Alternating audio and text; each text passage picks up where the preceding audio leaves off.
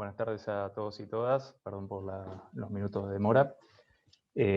Bienvenidos al segundo seminario de investigación que hacemos en la Sugerencia General de Investigaciones Económicas en el Banco Central de la República Argentina. En esta oportunidad estamos muy contentos de contar con la participación de los profesores Louis-Philippe Rochon y Mario Seccareccia. El trabajo que van a estar presentando se titula Política monetaria y su efecto en la distribución del ingreso. Es un draft paper de un artículo que en los próximos meses se va a estar publicando en nuestra revista académica, Ensayos Económicos.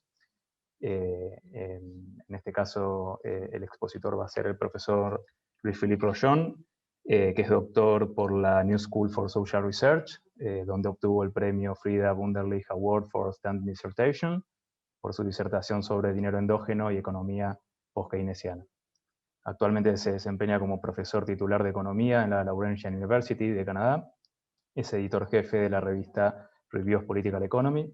Ha publicado más de 150 artículos en revistas académicas especializadas y ha editado o publicado alrededor de 30 libros. Su coautor, el profesor Mario Seccareccia, es profesor emérito del Departamento de Economía de la Universidad de Ottawa. Se ocupa de macroeconomía, teoría monetaria, historia económica, historia del pensamiento económico. Publicó más de 120 artículos en revistas con referato y en capítulos de libros. Ha sido profesor invitado en varias universidades en Francia y México, y de 2004 es editor de la revista International Journal of Political Economy. Les recordamos que el expositor va a tener entre 30 y 35 minutos para presentar su trabajo. Luego vamos a tener un discussant, que en este caso es Juan Matías de Lucchi, asesor del directorio del Banco Central de la República Argentina. Ese comentario va a tomar entre 10 y 15 minutos, y luego vamos a abrir a una ronda de comentarios o de preguntas de otros 15 o 20 minutos para el resto de los participantes. Quienes quieran participar, les recordamos que tienen el icono de levantar la mano en el Zoom. Les pedimos por favor que nos avisen a través de ese icono, o bien a través del chat, ya sea escribiendo ahí su pregunta o avisándonos en el chat que van a querer preguntar. Los micrófonos ahora están en principio cerrados de todos. Les vamos a ir dando la palabra a medida que nos van avisando. So now I switch to English, which will be the language in which we will continue the whole activity. So Professor Rochon, we are very happy to have you here, and the floor is yours. Thank you. On behalf of Mario and myself, we are very happy to be speaking with you today on a topic that we have been working on, Mario, much longer than I have, on the relationship between the monetary policy and income distribution. I'm going to start for about 15 minutes, and then Mario will take over the presentation at that time, and I'll share my... I thought, since the weather is so beautiful in Argentina, I would grace you with a picture of the beaches in Toronto in February. There you go. Okay. We've circulated. I sent you a paper that Mario and I wrote for this book in Canada. But the paper that we will submit to you will be more faithful to the presentation today, but the ideas are very much overlap the presentation and the paper I circulated. So, I want to start by saying that we've all noticed, and you are in a good position to tell us, in fact, but considerable changes in central banking in the last, let's say, since the crisis. Recently, New Zealand has officially adopted a dual mandate, inflation and unemployment, which is significant in itself because New Zealand was the first country to inflation target in 1990. So they have adopted officially a dual mandate in the United States. The Fed has adopted what they call a flexible form of average inflation targeting, which basically means that they will resist the temptation to raise interest rates if inflation goes up. So it's more of a flexible approach, sort of recognition that we don't have to charge forward as quickly as before. In England, the Bank of England has introduced term funding for small and medium-sized enterprises in March, and this has been expanded to Australia, Taiwan, New Zealand. So there's a lot of changes in central banking. So it's sort of a recognition that the strict inflation targeting or the very strict mandate of the central bank should perhaps be more enlarged. And what that question mark is and how it should be enlarged is a matter of discussion. And this is sort of what our presentation will address. We will propose sort of how we should move forward with monetary policy and central banking. But we do want to say that despite these changes, there are some persistent themes in central banks. The idea that central banks must defend inflation, that while inflation may not be strictly a monetary phenomenon, it is certainly related to monetary policy, right? The new consensus models with Taylor rules and IS curves and Phillips curves. So this idea that changes in the rate of interest must somehow lead to an inflation target through some transmission mechanisms. And so in that sense, inflation targeting is seen as a superior policy since it anchors expectations. And this link between central banking and inflation, what I called in another paper, this holy grail, that will presumably not change. There are a lot of reasons, perhaps related to some sociological reasons of the culture of the central banker, papers that I'm currently developing now. But nevertheless, this won't change anytime soon. And of course, this belief of the existence of a natural rate um, of interest. And so we can argue that inflation targeting from 1990 onwards was the result of perhaps the failure of monetary supply money supply targeting, the realization that the natural rate of unemployment itself was no longer considered immutable. And so central banks sort of adopted a corridor system or an average of 2%, which seems to be standard across central banks. But surprisingly enough, Ben Friedman has this wonderful quote where he researched the research that was being done before that time, and he concludes that the 2% target seems to be completely arbitrary, that there was no serious empirical research underlying the 2% target, and such as such that this is a professional embarrassment. Nevertheless, this transmission mechanism between interest rates and inflation, whatever the level of inflation is, um, had been adopted, and that there's still no empirical research that IT is actually a successful policy or that it contributes to low inflation. In fact, IT and non-IT central banks seem to perform the same way. There's an older quote, but there's a more recent quote, and there are some more recent quotes since then as well, that the conclusion is that either IT is irrelevant and central banks achieve their target by sheer luck, although Mario will have something to say about that, of why inflation seems to be low, or that non-IT central banks are simply behaving like IT central banks. So this is sort of the transmission mechanism that is sort of a simple one, but it usually comes down to seeing interest rates as a cost. So as interest rates increase, incremental increases, there seems to be a cost to borrowing or a cost to investment or a cost to imports through the exchange rate channel. And so this sort of encapsulates the lending channel and all of those other channels. And so here, a monetary policy is seen as a cost. But there are problems because the transmission mechanisms usually goes through changes in interest rates to changes in consumption and investment, and then through the Phillips curve to output. Nevertheless, there doesn't seem to be any empirical support to the idea that small incremental changes in interest rates really do impact investment and consumption. And so here is a quote by um, up, the introduction to their book by Cinnamon, Fazari, and Setterfield. And because of the lack of response to incremental changes, the usual response by central banks is to raise interest rates several times uh, in order to bring current interest rates, the benchmark rate, closer to the neutral or the natural rate. And so in Canada, for example, the neutral rate is anywhere from 225 to 325, which would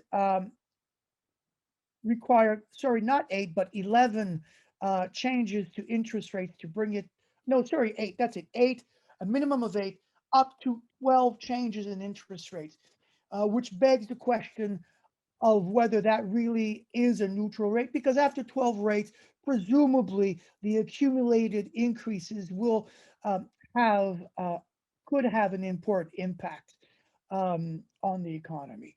And so this is where a few authors have compared monetary policy as a blunt instrument, sort of a sledgehammer to kill a fly on a table. So that will presumably might collapse the economy in sort of a made in Canada, made in Argentina central bank policy. And as for the Phillips curve, well, there's a lot of empirical questions there. As Keynes says, in fact, in the general theory, there may be several slips between the cup and the lip. Um, so, Federal Reserve quote from 2015, which seems to question the existence of a Phillips curve. Krugman also in a more recent blog called it the dirty secret, the dirty little secret of monetary policy, that relationship may not be as reliable.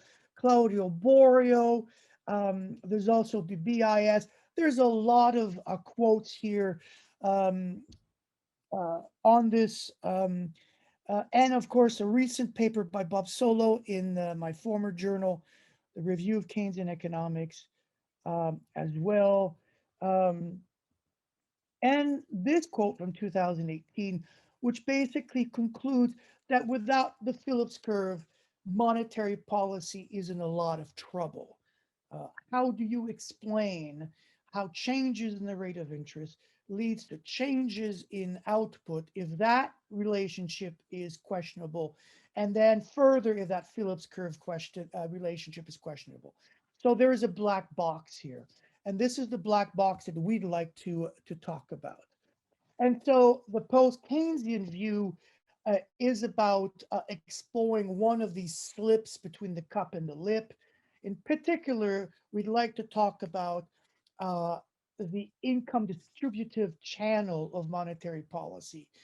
Um, we believe that monetary policy is about income and even wealth inequality.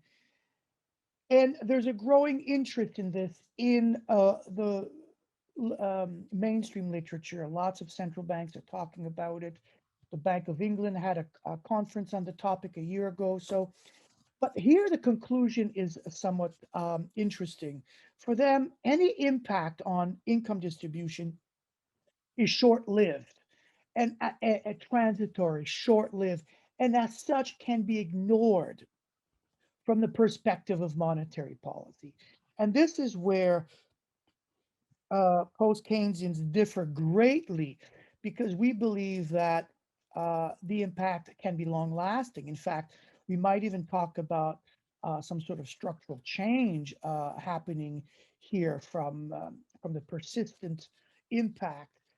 For the record, I just did a symposium in the Bulletin of Political Economy on monetary policy and structural change. And so this figure is from this paper that Mario and I wrote, in which we argue that the income distributive channel can be divided into an incomes channel and a wealth channel. And the income channel is further divided between a direct mechanism, which Mario will talk about much more, where the rate of interest must be seen as a rate of return, an income, so to speak, on bonds for bondholders, the rentier class, and an indirect mechanism where, you know, many changes in interest rates may end up having labor market effects and effects on unemployment, which in turn could affect wages, wage shares, and we could even talk about gender issues in here as well. And so this is sort of where my part ends and where Mario begins. I'll keep sharing my my presentation, and Mario can tell me when to change the slide. Mario? Yes, thank you very much, Louis-Philippe.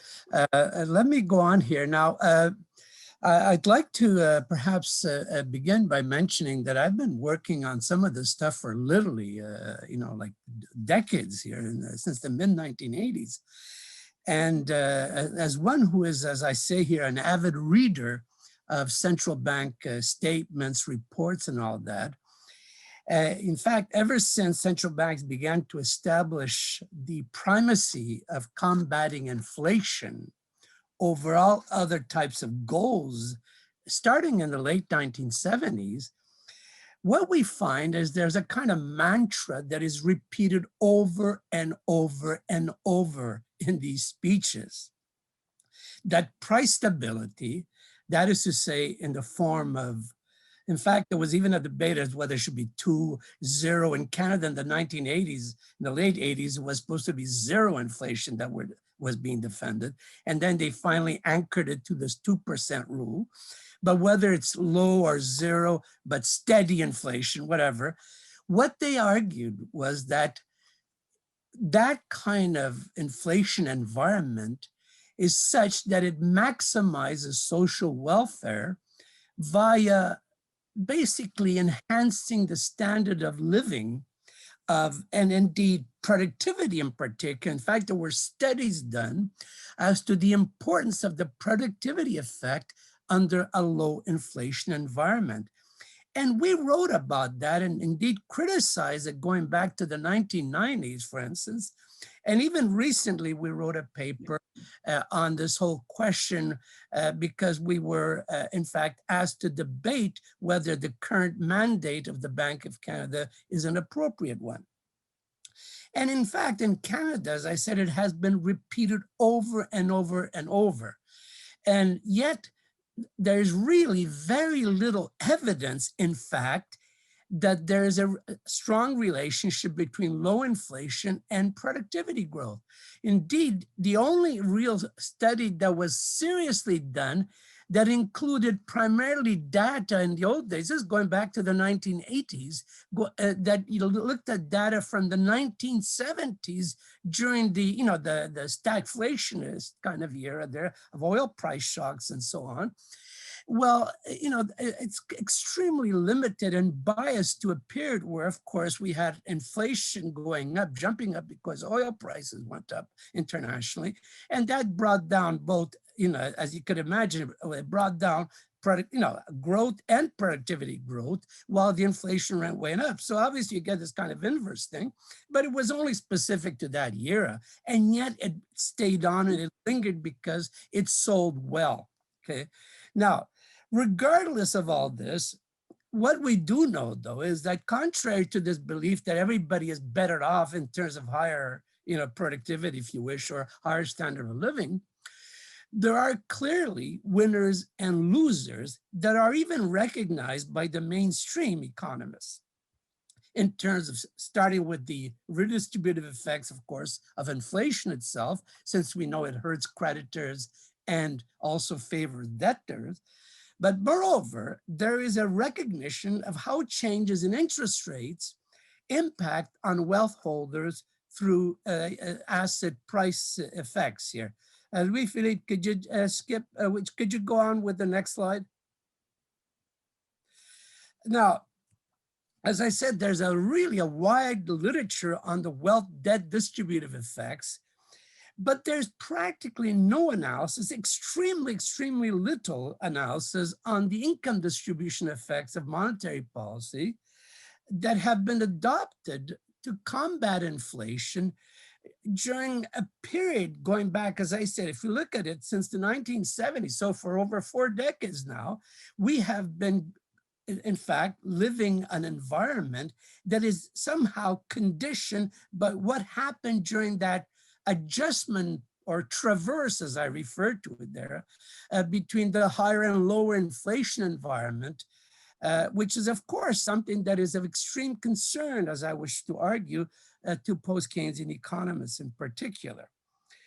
Indeed, an anti-inflation policy, whether it is IT or non-IT here, is in its essence, I wish to argue here, an incomes policy in the sense as understood during the early post-war era, when such policies, of income policies of different types, well, I'll get to that in a minute, had become very fashionable in dealing especially with inflation.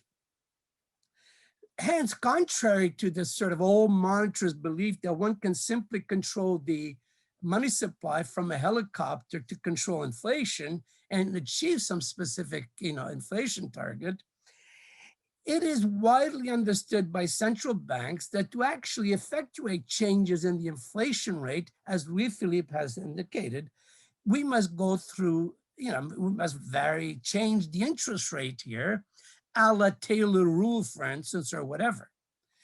And of course, this is normally done by, controlling the overnight rate, which then impacts, as we know, on the whole vector of interest rates in the economy, which are, of course, as we know, costs to borrower, but they're also incomes to the lenders here.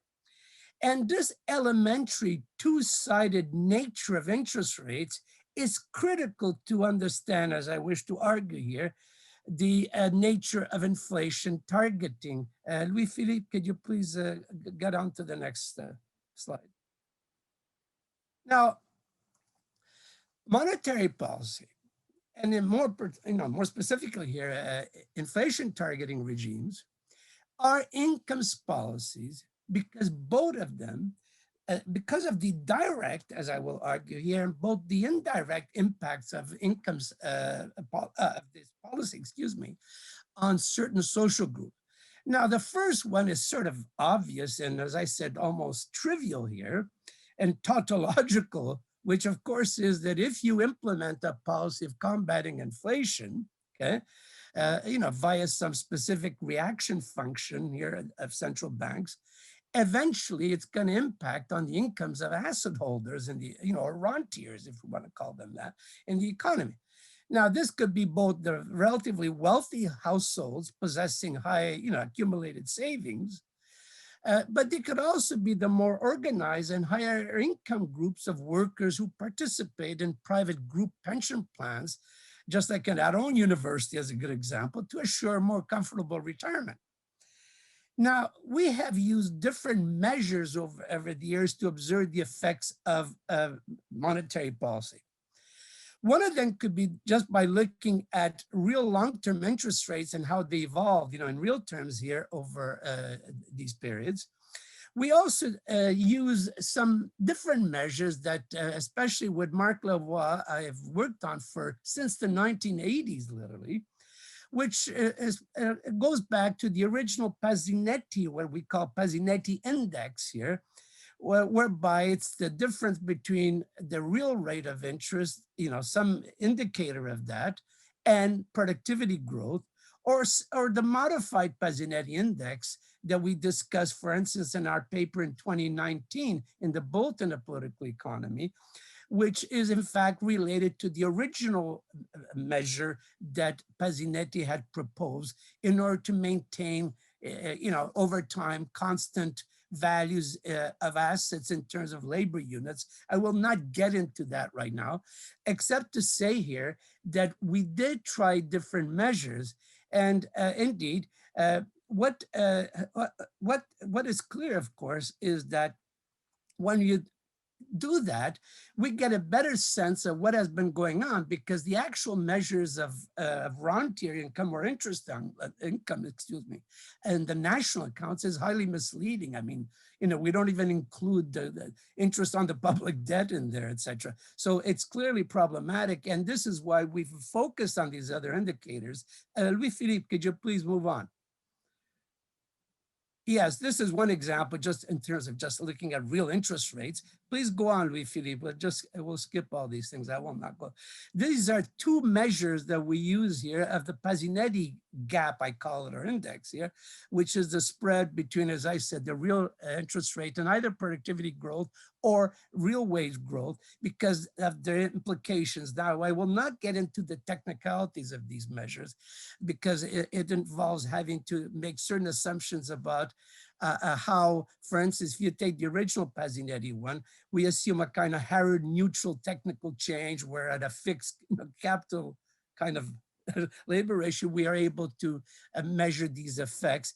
But just to emphasize the point that if you look at these two measures that I have, they're either the modified or the original one that we used in the past. They move pretty much in tandem. Again, there are some differences, but not big differences, to at least in terms of the trend and pattern here. They're exactly the same, needless to say. Louis-Philippe, could you please move on? Yeah. Now, well, of course, trivial, it is important to understand that this kind of bloating, as we showed there, of rentier income during the period starting in the late 70s and throughout the 1980s and 90s, okay? What we see is a direct effect, obviously, of these policies on the specific incomes being raised in this case, which were those of, through interest rates hikes, as we saw previously in my graphs there. But also, of course, throughout that era, as we could see, is that those policies were really put in place. So think for a moment here, what kind of perverse sort of policy we had there being instituted. That is to say, you're raising the income of one group, in this case, the income of the rentiers, in order to squeeze the growth of the non-rentier incomes, and more precisely, labor income. So you can see right away what is the, let's call it the degree of equitableness in in this kind of policy being put in place. Now, throughout that period, as I said, where they were combating inflation, whether before inflation targeting regimes, which started in the early 1990s, or subsequently, during that whole period now, real wage growth, in fact, is well known, and I won't even show the graph. I've looked at it for many countries, especially Canada and the United States. We see a huge bifurcation between real wage growth and productivity growth. So that what we see is flattening of real wages, rising very little or at all, or even declining during certain periods, while productivity growth did continue to grow at a slower rate, yes, but grew significantly, so that what we see is a complete divergence now.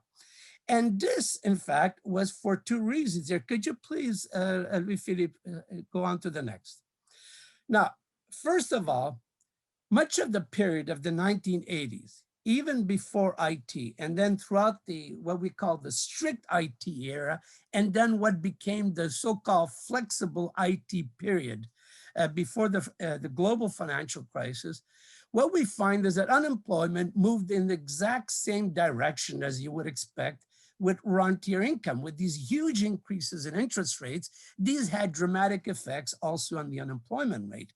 And of course, this lower growth and higher unemployment of that era was the result in part because of the, as Louis-Philippe has already mentioned, one being the, some of the elastic components of private spending, which tend to be, of course, what we call the interest rate channel here, or the interest cost channel, that are affected, but mostly, I would like to argue, because of the income distributive effect, or the income distribution channel, as the share of labor declined quite dramatically.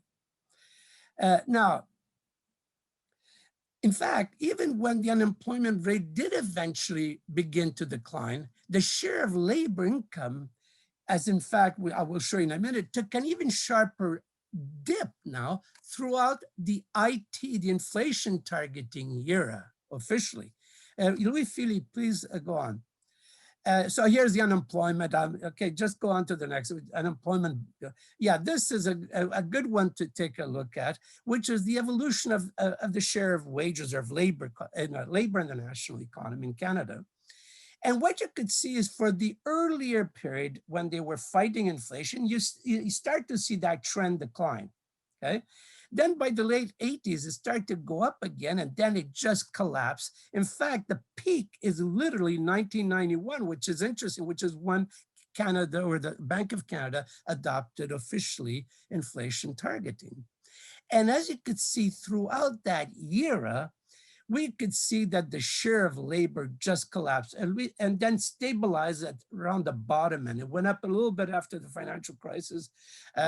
But because in fact, during this whole period, we must emphasize that in fact, the Bank of Canada tries to make it clear, although sometimes fuzzy when exactly, but there was a period of what we will call the strict inflation targeting, and then the so-called flexible inflation targeting, where they were also considering output gaps, not just as a kind of indicator of future inflation to deal with, as in the Taylor rule, let's say, reaction function, but rather as something independent of it, which in fact is interesting because it's almost like a dual mandate, but not exactly. I mean, I've written stuff on that, but I won't have time to get into all that, except to say that what we see is a kind of bottoming out of the share of labor.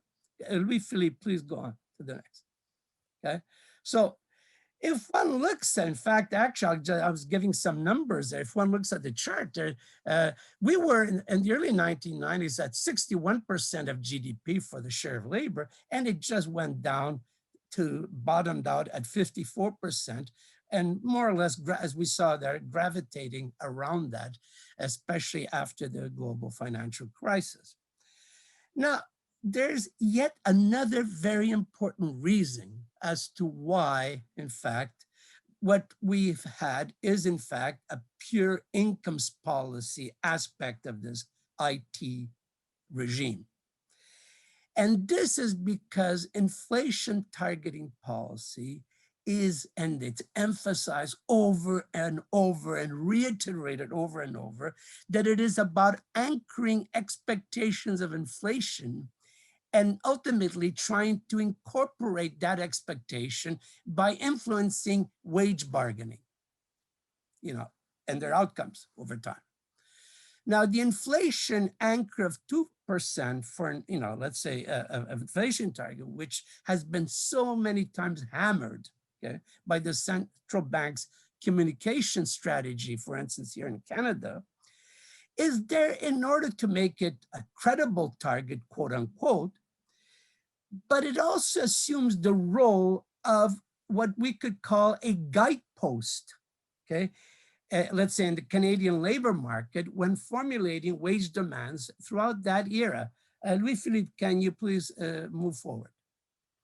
Now, anyone who is familiar, now most of you are much younger than I am, but in fact, anyone who is familiar or ever read about the early post-war world literature on incomes policy, especially from the 1960s, early 1960s to the early and mid-1970s, you will find that there's a great deal of similarity between the current central bank practice of so-called anchoring inflation expectations and what we call the voluntary form of guideposts that existed in the 1960s in particular. For instance, in the US, from 1962 to 1966, they had the Kennedy-Johnson guidepost era, where what they did is that these income policy, what they did was to communicate a target for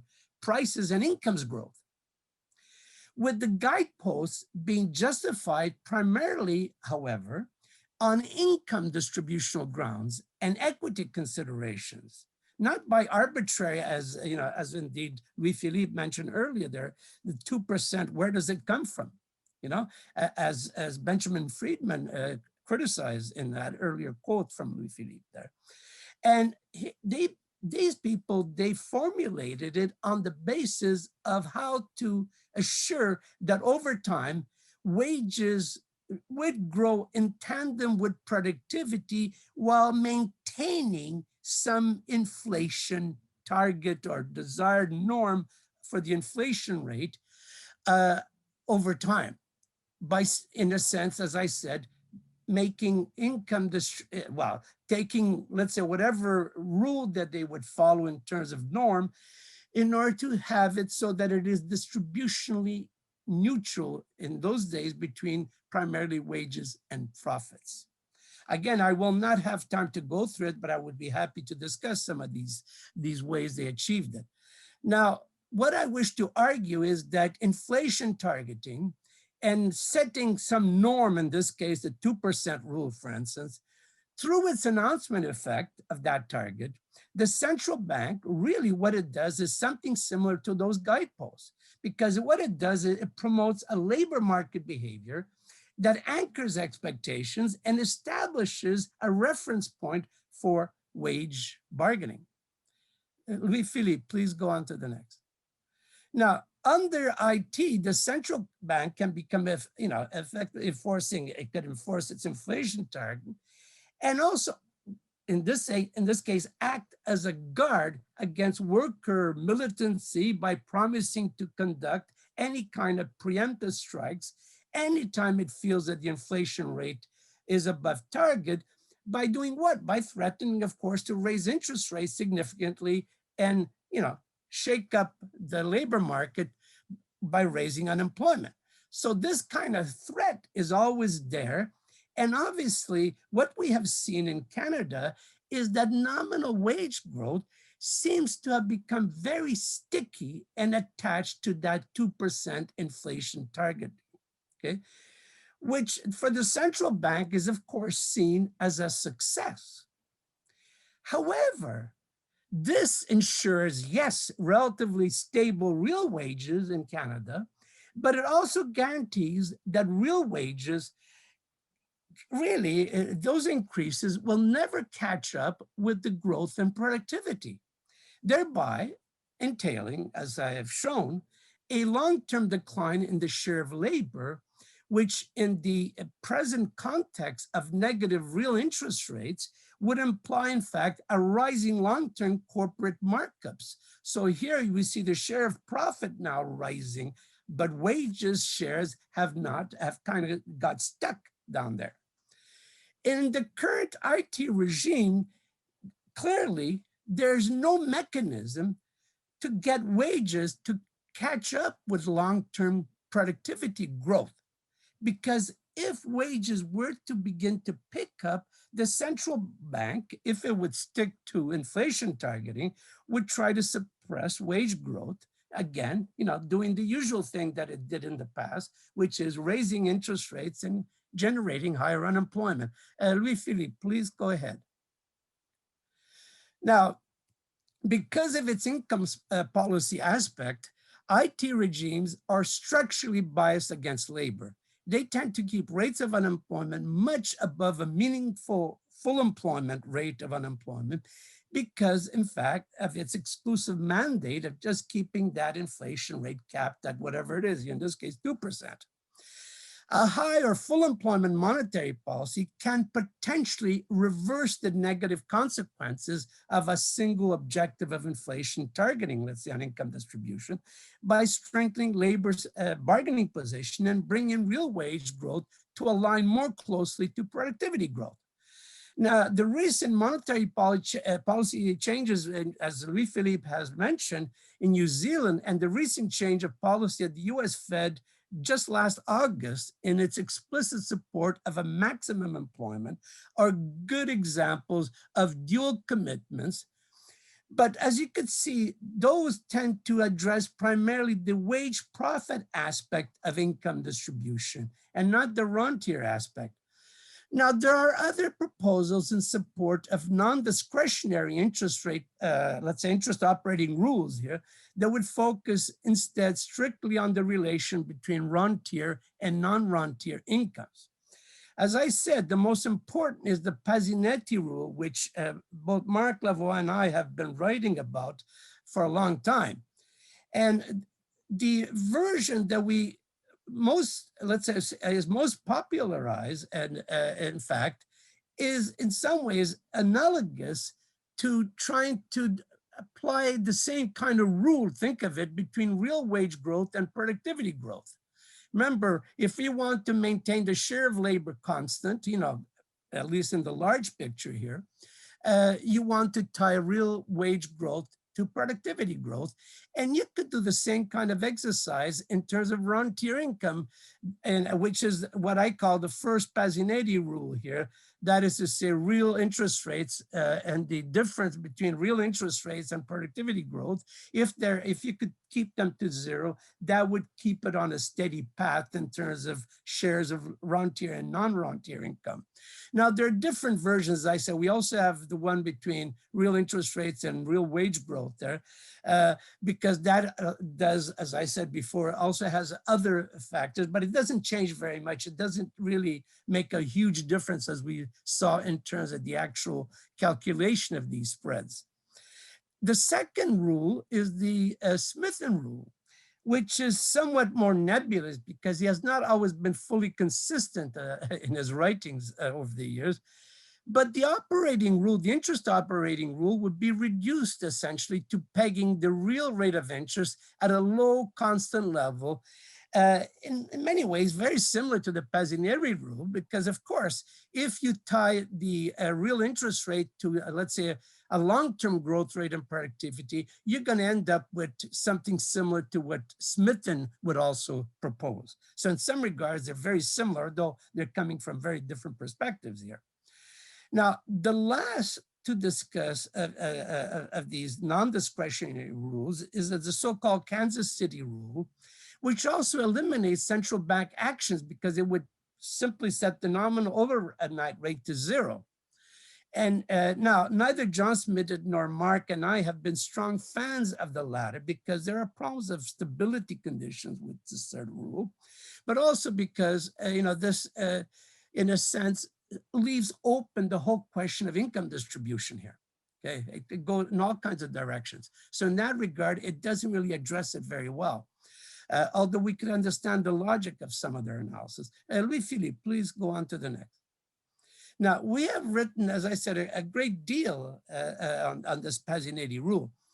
However, when lobbying central bankers and the government, as I've been doing over the last few years, we have not promoted it as a solution.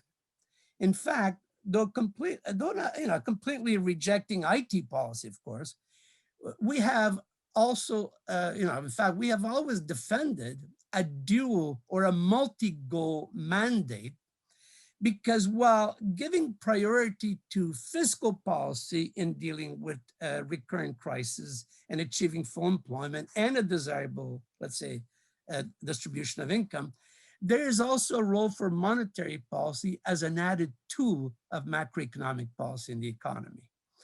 Moreover, with the exception of the Kansas City rule, most of these so-called parquet rules, of automatic pilot or whatever you want to call it, rules, focus exclusively on the relation between rentier and non-rentier income. Although now there are implications for the wage profit relation, these parquet rules do not directly consider the latter form of income distribution, which I think should be of grave concern as well.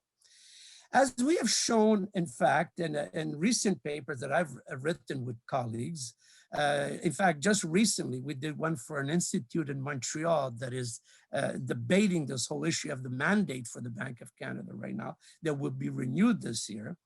We have been, of course, we are in favor of a multi-goal mandate for a central bank that demands from the latter to consider and prioritize the objectives of low inflation, full employment, and a more stable and equitable distribution of income as something to be most desirable. Now, there are other laudable goals, in terms of prudential, issues of prudential risk, problems of, ecological or environmental, problems. Even our former governor of the Bank of Canada and former governor of the Bank of England as well, Mark Carney there, has been writing a great deal about the kind of environmental aspects that one could consider and again, in embedding that in a mandate or a goal for a central bank. So clearly, we want a multi-goal mandate, a more balanced approach, and not one that is fixed on inflation targeting,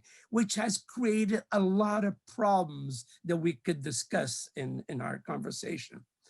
That we do, of course, recognize that there may be trade-offs, let's say, among these different goals, and that it would necessitate clear policy coordination, especially between the fiscal and the monetary authorities.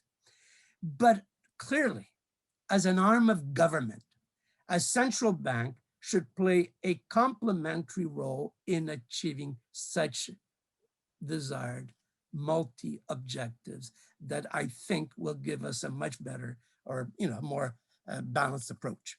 I'll stop there. Thank you. Thank you very much, Mario and Louis-Philippe, for the presentation. We can now pass to the comments by Matías De Lucchi. Thank you, Louis-Philippe. Thank you, Mario. Of course, thank you, Germán and Ariel, for this chance to discuss with you this very interesting topic and great presentation. Well, I know that we have some time constraint, or I assume that, so I will try to concentrate in some possible reinterpretation or possible adaptation to your approach in a context of developing countries that also issue or cannot issue reserve currencies, international currencies. So I think that your approach can totally be applied to this particular context by, for example, introducing the role of the exchange rate and the linkage, the connection between the interest rate and the exchange rate in income and wealth distribution. So if we think that this type of particular cases, that could be Argentina, for example, where you cannot issue an international currency, the exchange rate is volatile. So the economy, not just the governments, also the private sector, used to issue liabilities in a foreign currency. All of that income and wealth channels or effort can completely readapt. But the difference is that the direction of the interest rate have to be the opposite.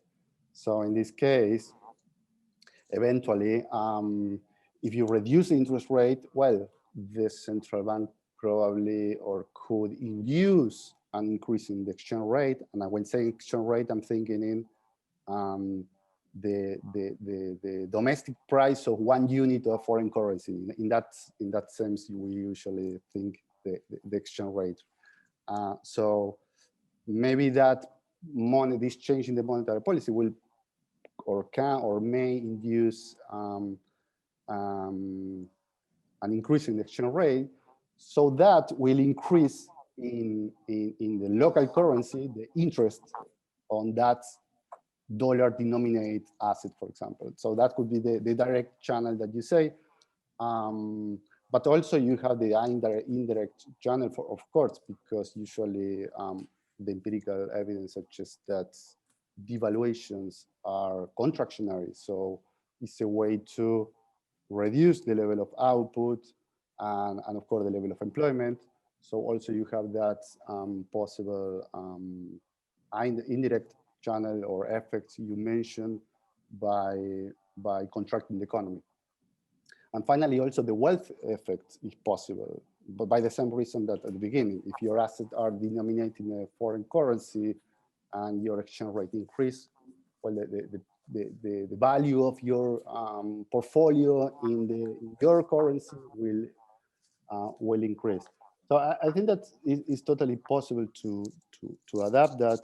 But I would like to mention or comment or ask you if you agree with this possible interpretation, that in this context, because I think that it's particularly interesting of your approach, that monetary policy is not just related to income and wealth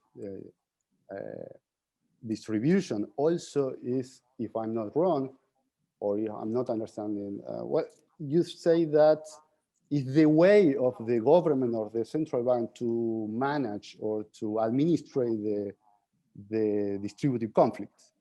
Because if for some reason workers and firms, capitalists enter in conflict or cannot, agree, so the ultimate solution is the central bank by increasing the interest rate in your exposition, so that produce that contractionary effect that produce or generate that reduction in the distributive conflict. I think this is also can be applied in that context that I was mentioning, but the last step is different, because it's true that with the valuation, the government eventually can reduce the distributive conflict by, by the same reasons, increasing the unemployment rate and so on.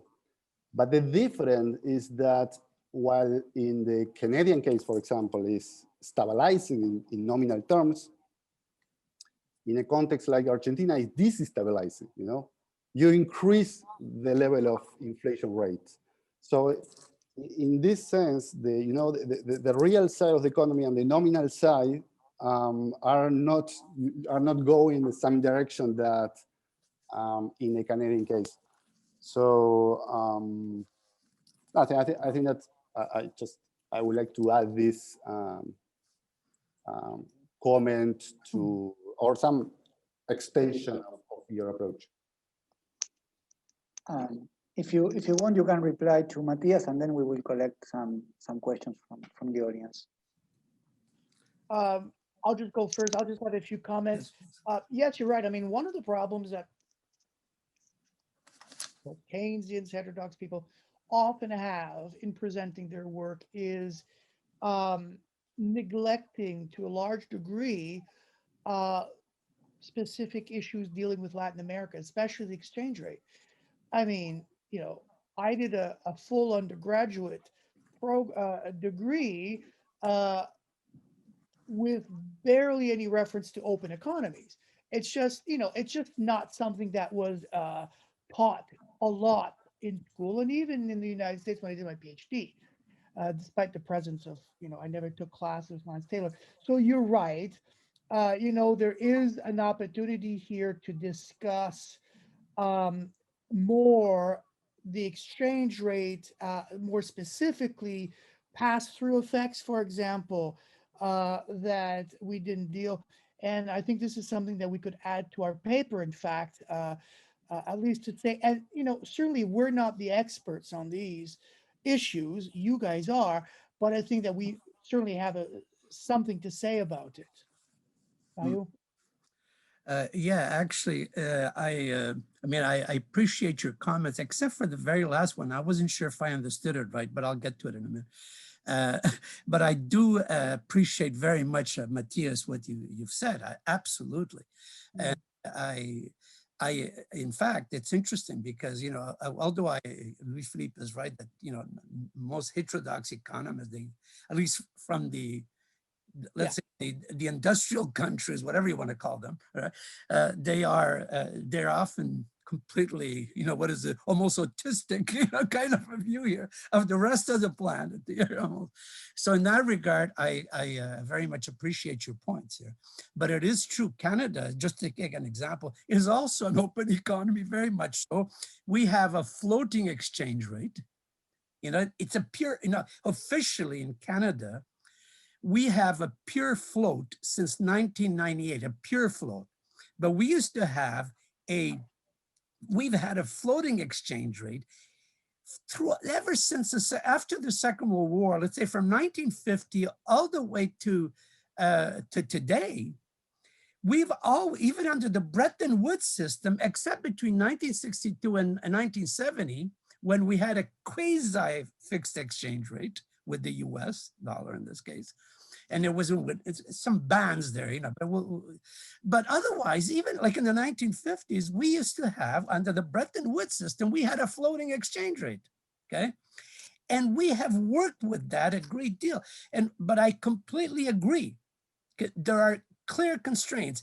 Canada doesn't face those same constraints, and I'll tell you what they are here.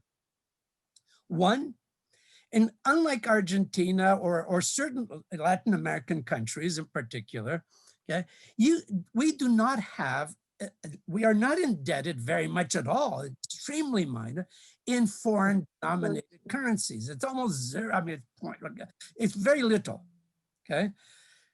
Two, we also have a pass-through effect, as Louis-Philippe mentioned, that is very low in comparison to most countries in Latin America, or even Mexico, for instance, that I've dealt with, meaning I've had exchange with.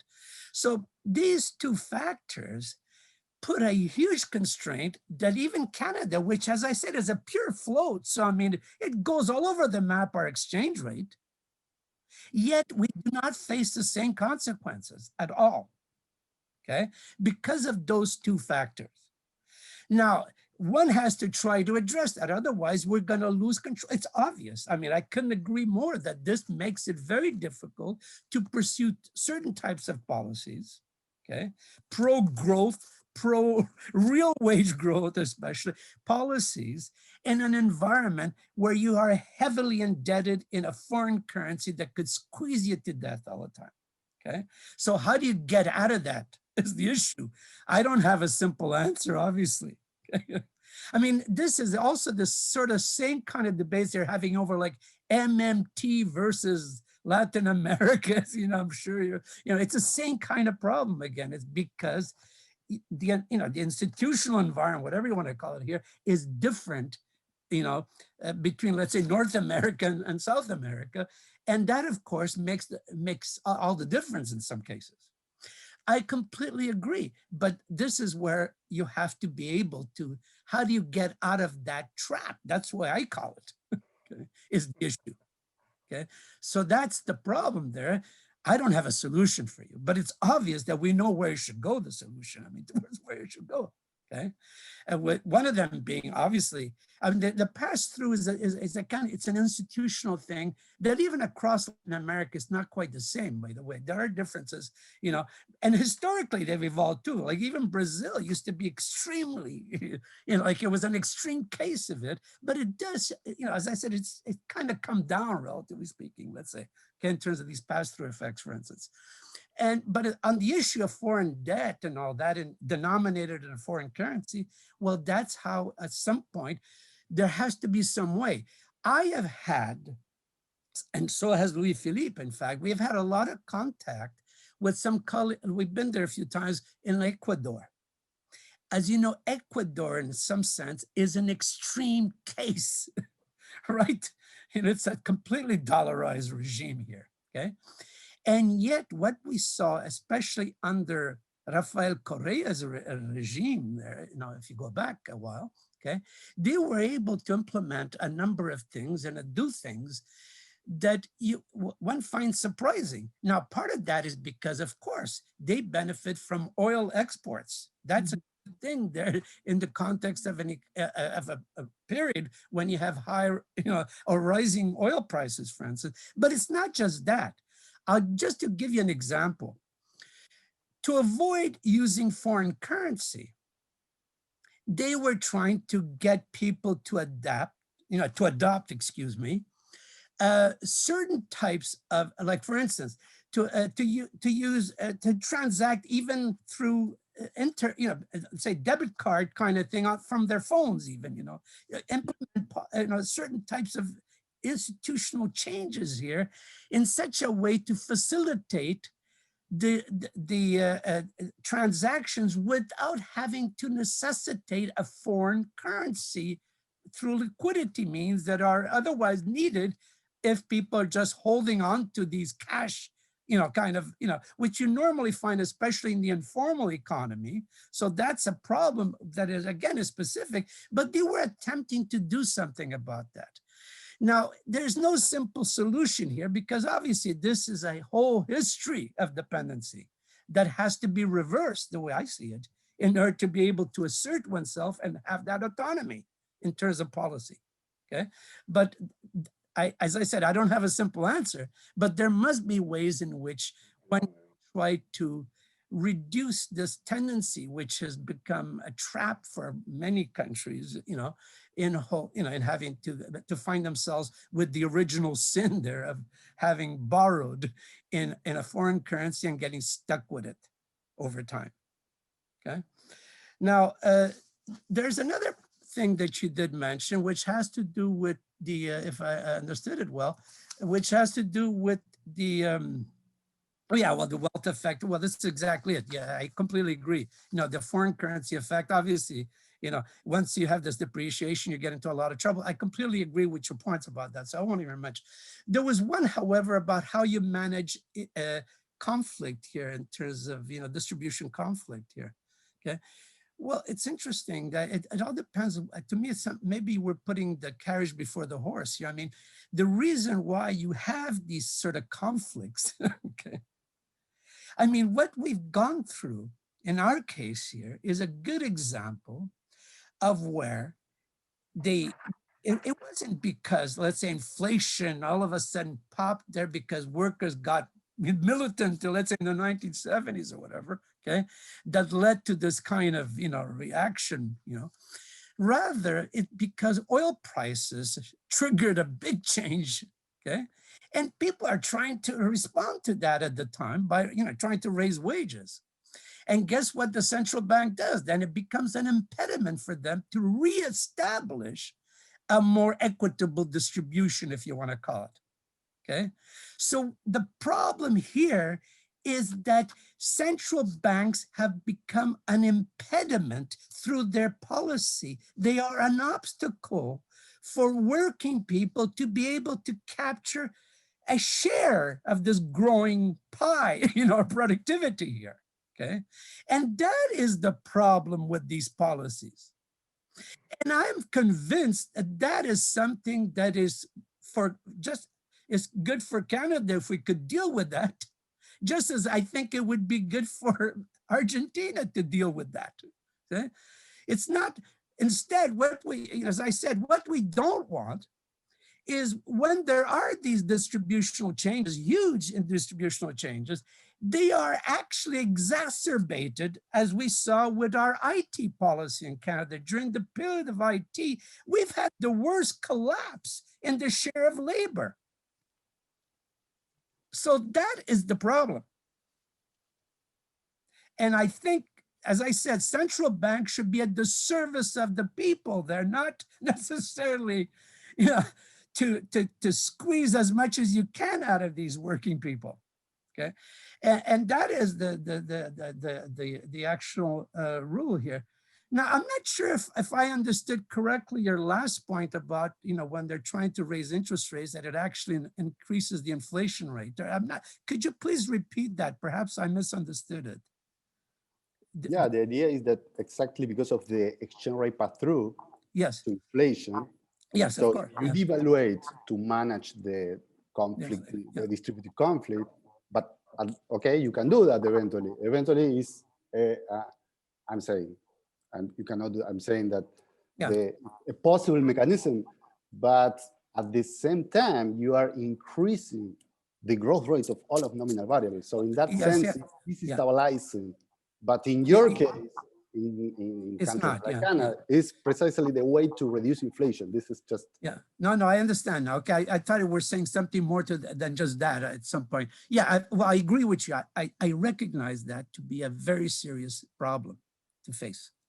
But again, all of this arises because, well, one of them, of course, is that the degree of dependency on time. See, this is another thing too. You know, Canada, unlike Argentina, like now we're coming into the spring period and we start growing our own food here outside, you know, in a sense, okay? Otherwise, when it comes to agriculture, you know, it's at a standstill during the winter months, okay?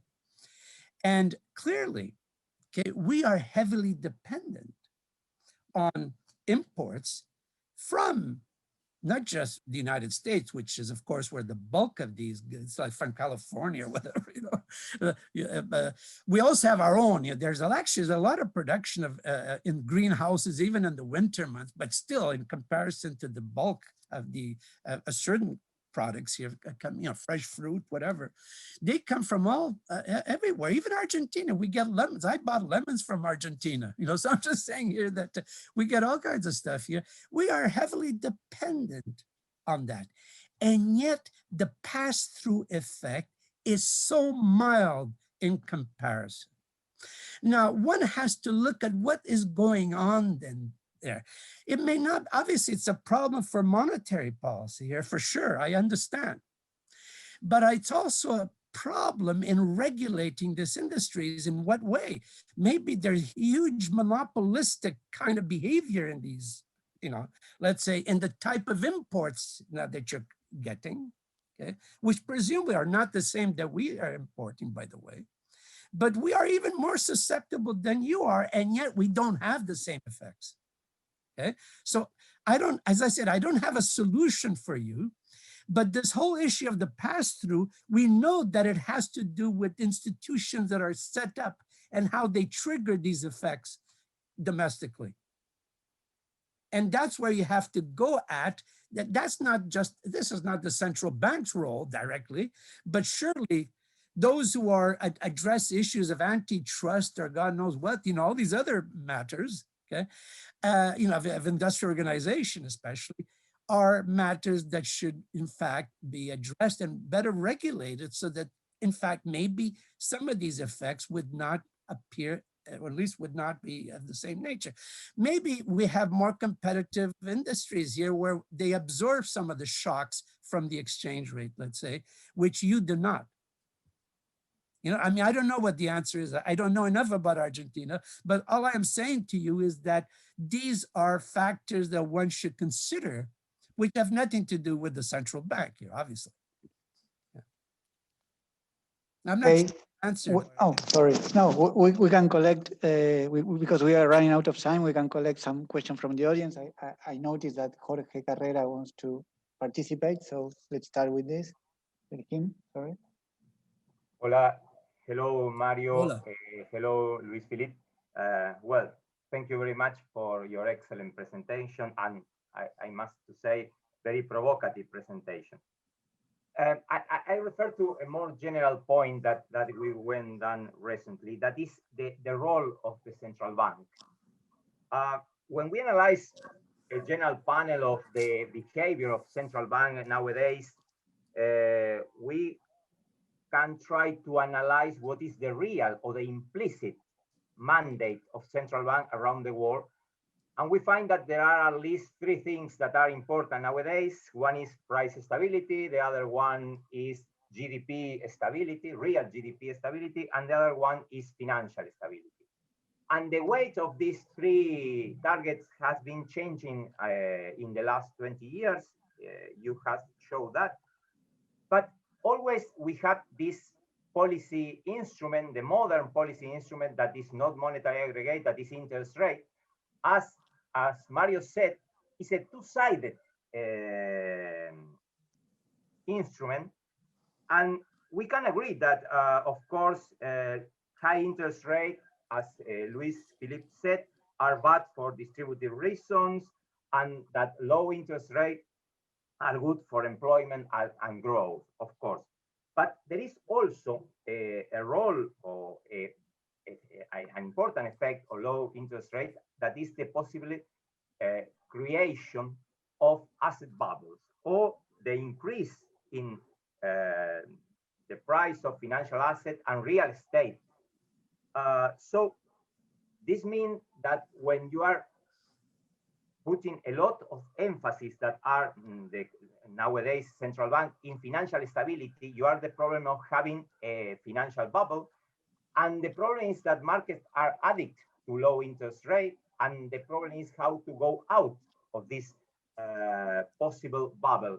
You know that, so the trade-off between to having the possible positive effect on income vis-a-vis to having this negative effect on financial stability and the creation of bubbles seems that a question that is difficult to control and to put into the decision making of the central bank. This is one point that maybe you must do some comment. The other one is regarding the paper. I don't know if I understand well, but seems to be some asymmetric behavior of interest rate, always speaking about interest rate. So maybe seems that when you increase interest rate, the central bank increase interest rate, the income effect prevails, but when you low or reduce interest rate, you have a wealth effect.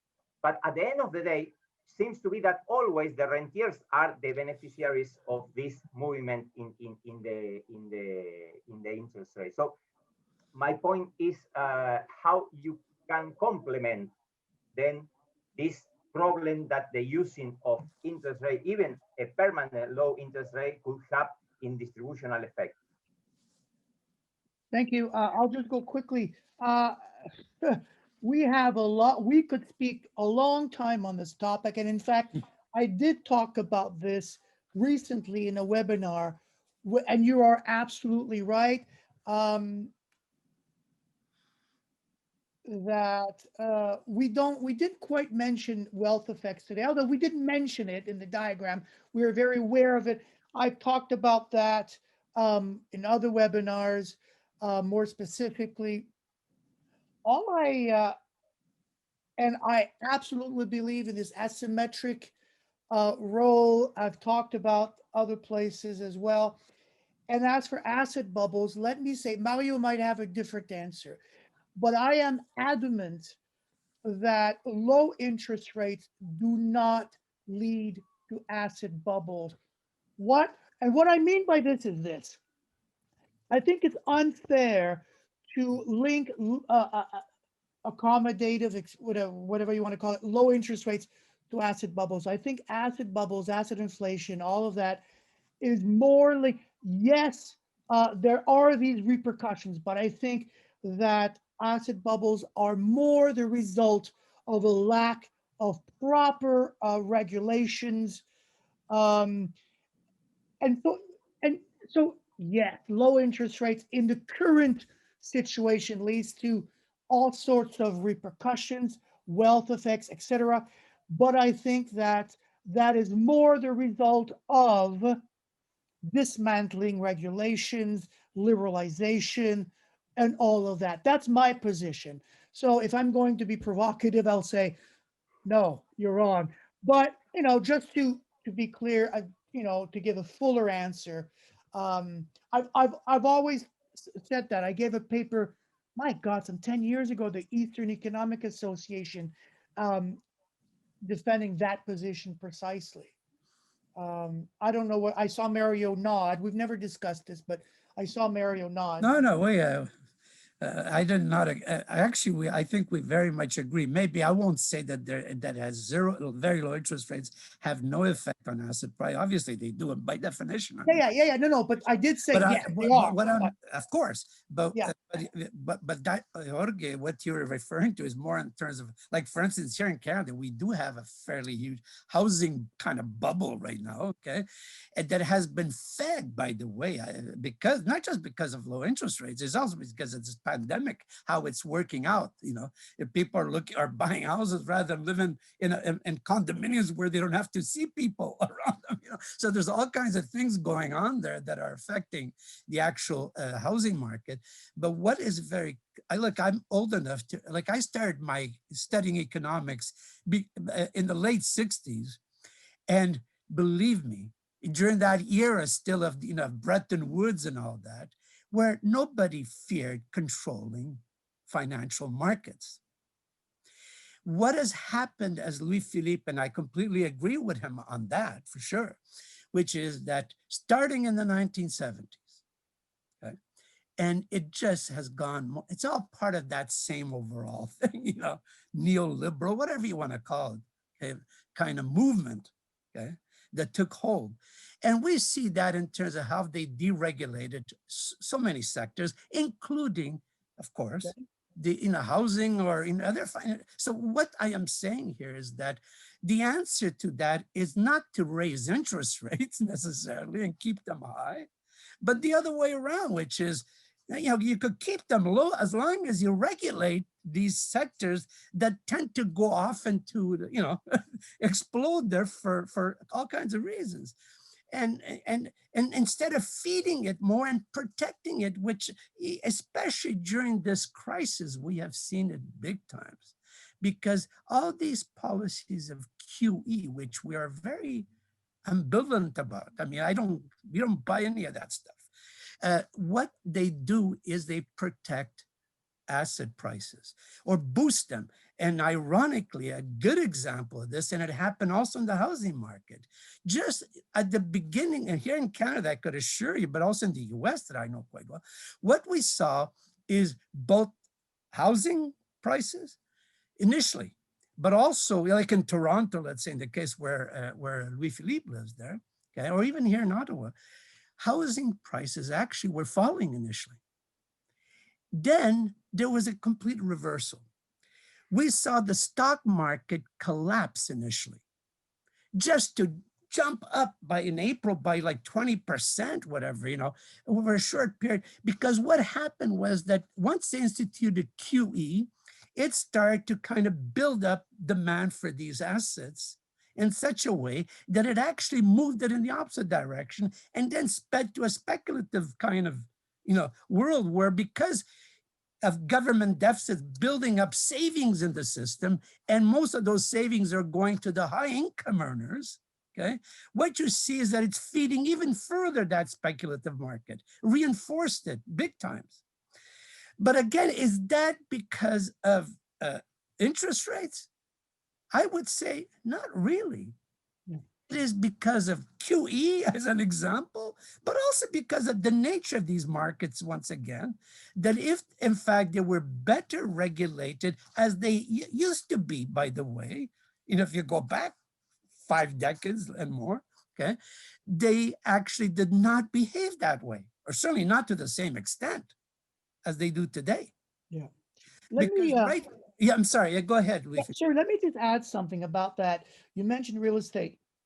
You know, I'm all in favor of regulating bubbles in general, but I think that there's sort of a class issue here, because I've been reading a lot of you know, people mentioning we got to regulate the housing market, but nobody is talking about regulating the financial markets. And so what happens here is that for the vast majority of working people, their house, their real estate is their only asset.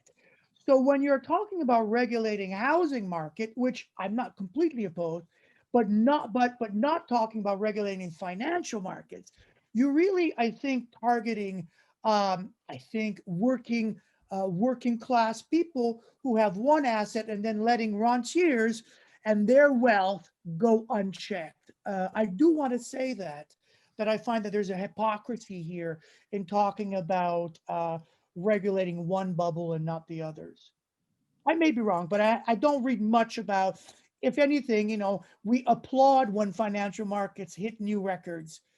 And then we get all nervous when the real estate, you know, my aunt who bought her house for $200,000, and now it's worth 400 and 500, and she's very happy because this is her retirement at nest egg.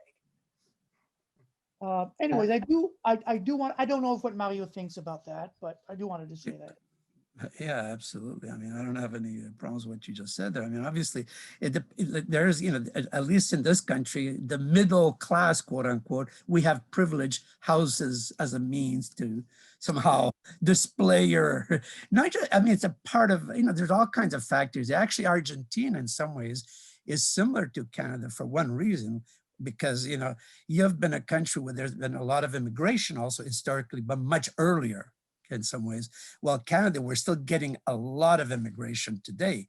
And one of the first ways for these people to be able to anchor themselves is by buying a piece of property almost as a kind of solution.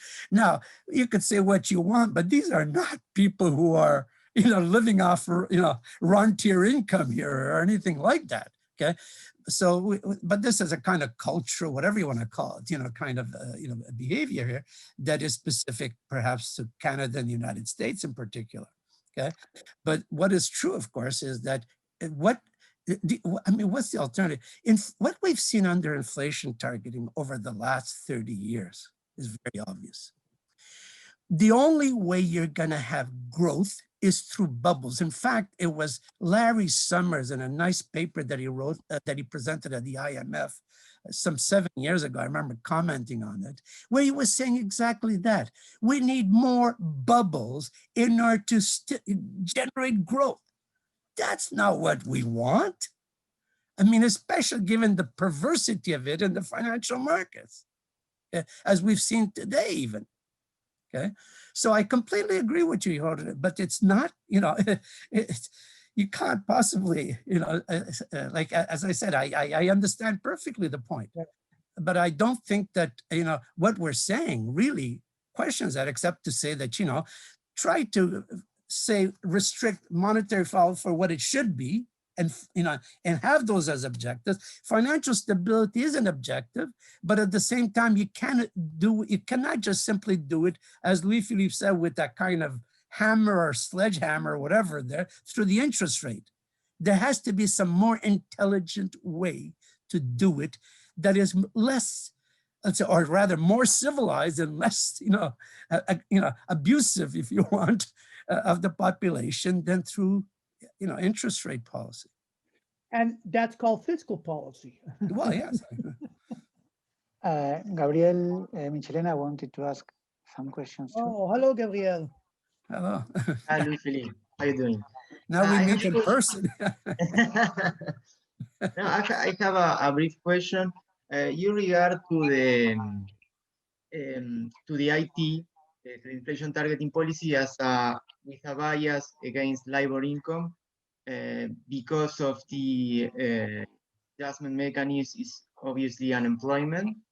But as we can see, probably as we've been seeing in the last years in United States, the unemployment rate not a good adjustment mechanism to, or it's not strongly related to inflation at least.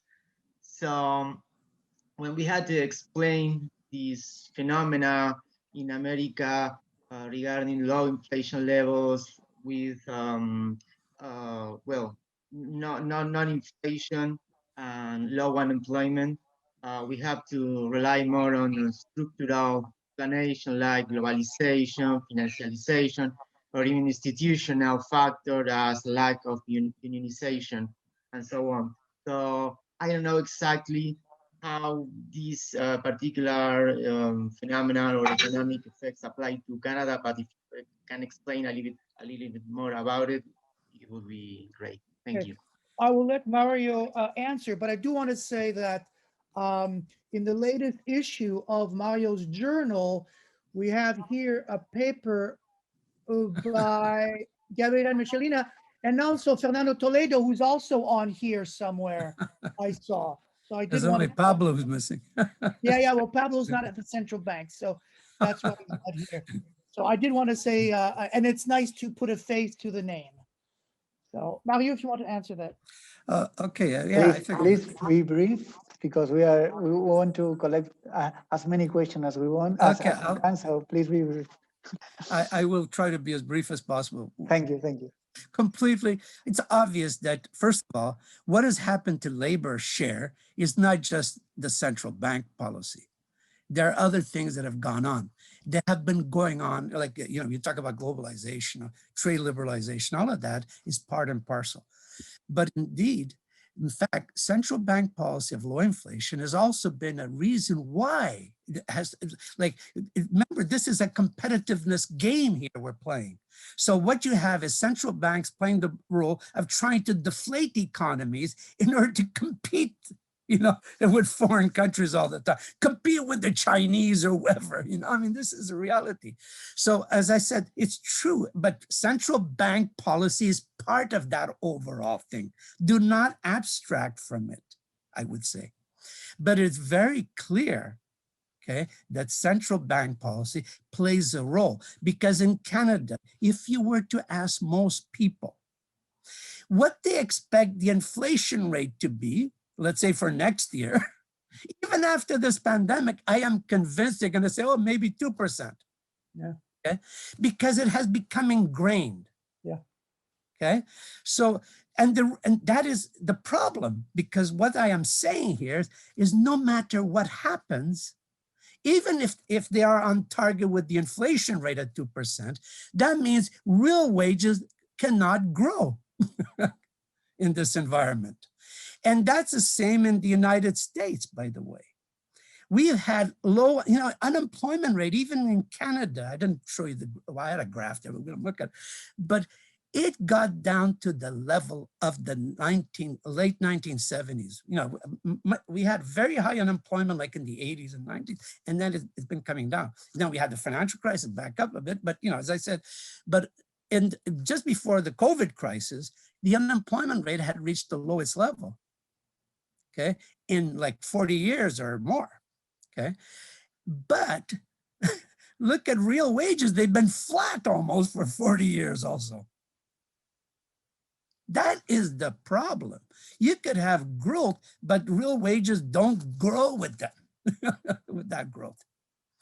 And that's where is the problem that we are raising. And all I am saying is that the central bank, it's not the only one, the only culprit here, if you want to call it, but it is certainly a central one to this whole thing. I don't know if that answers it. Thanks. Thank you very much. Question? It was really clear. Do we have further questions? Horacio? No, now that you okay, go on. that you mentioned me, Ariel, I cannot help. Well, I think Louis-Philippe mentioned this at the start of his presentation, that there is a growing strand of mainstream literature on income distribution and monetary policy.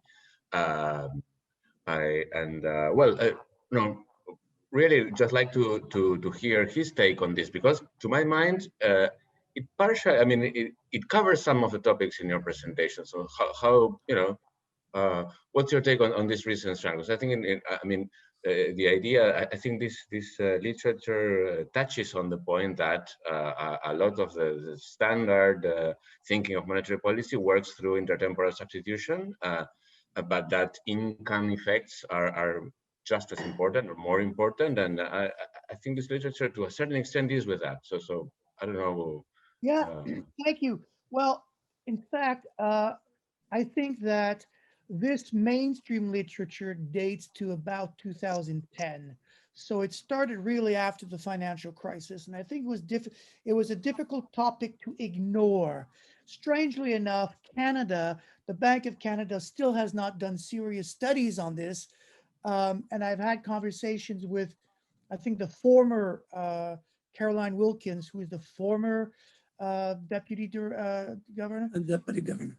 And her answer was that, well, income distribution, we are aware of the impact, but it works through consumption. So by fighting inflation, we bring prices down, and therefore workers can afford more food and etc. So that's their take.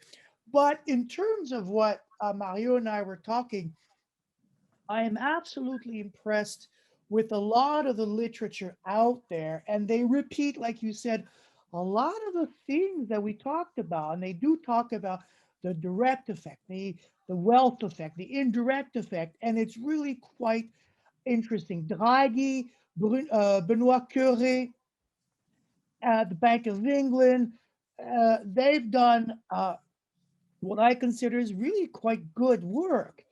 The problem is, you see, the mainstream cannot accept the fact that monetary policy is non-neutral in the long run. They just can't. And so any disruptions by monetary policy must be short-lived. And this is the conclusion that they reach. It is transitory. It is the result of good, sound monetary policy, by which they mean inflation targeting, for example. So if you have these side effects, and they use, and I gave a presentation on that before, so I've got quite a few quotes, and they use words like side effects of inflation targeting. And because it's all short-lived, transitory, a side effect, you don't need to give it any serious thought because, you know, they will dissipate on their own. And so they're very adamant about the idea that income distribution should not be an objective of central banks or of monetary policy. And so for they eliminate any possible role of, you know, I referred to structural change, any long-term consequences. But, you know, I've had some good conversations with a lot of people. And because they don't look at long-run effects, they don't discuss a topic that is slowly emerging in economics, which is, I think Mario mentioned, you know, social responsibility or democracy. There's a good book by someone from McGill who wrote, do central banks serve the people? I think that Mario, and this is, but they're sociologists, and sociologists have been discussing this for a while. And I happen to write with a colleague of mine who has 2 PhDs, underachiever, obviously, one in economics and one in sociology. So he's brought me that literature, and I'm trying to bring that literature into economics. And that's where we talk about the culture of the central banker, and, you know, social responsibility. And we're publishing a book on that within the next year, actually. And I think actually Stiglitz has a paper from 1999, the only one that I could find that addresses the responsibility of central bankers in being unelected, and you can get into gender issues as well, unelected white men who is imposing what amounts to, as Mario made clear, an incomes policy for the better part of the last 40 years. 40 years. So, you know, where is the social responsibility of the central banker in this? I could just maybe add one little note here. Louis-Philippe mentioned Carolyn Wilkins, who was our former vice governor, deputy governor of the Bank of Canada. And we had a meeting with her almost 2 years ago, at the end of April in 2019. And in fact, I began to explain to them exactly this concern that we had about, you know, income distribution effects of monetary policy. And her gut reaction was to say, well, we are neutral in its effect. That was what she said, okay, which is very interesting because subsequent to that, for the first time, and as I said, I won't say, I do read a lot of these reports. And it's interesting that in August of 2020, our new governor, we have a new governor since last June, was it? And this guy, Tiff Macklem, he actually, for the first time in my memory of ever reading anything from the Bank of Canada, he has a subsection in his report in August titled something to do with monetary policy and inequality. if I remember correctly. Now, I might be wrong with the exact phrases here, okay? But the point I'm trying to make, he actually is so ironic.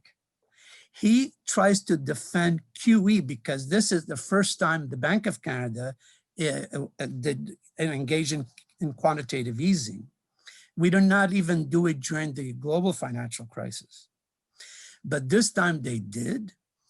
And what he argued was how equitable QE was, okay, by focusing on the effect it has in lowering and maintaining low interest rates that will stimulate jobs for workers, especially low-wage workers. It's so ironic. I mean, it's such, I won't say it's not nonsense, because yes, low interest rates can stimulate employment, over time somewhat, but it was so ironic that he was referring to that in terms of the QE effects. Okay, so obviously you could see here that they are taking it in, but they have a hard time to swallow it, to say the least. Okay. Well, if there are no additional questions, I think we can stop here. Again, I would like to especially thank Professors Rochon and Seccareccia for this very interesting presentation. Also to emphasize that we will be publishing a revised version of the article presented today in a forthcoming issue of Ensayos Económicos. And I hope to see you all again in the seminars we organize in the near future.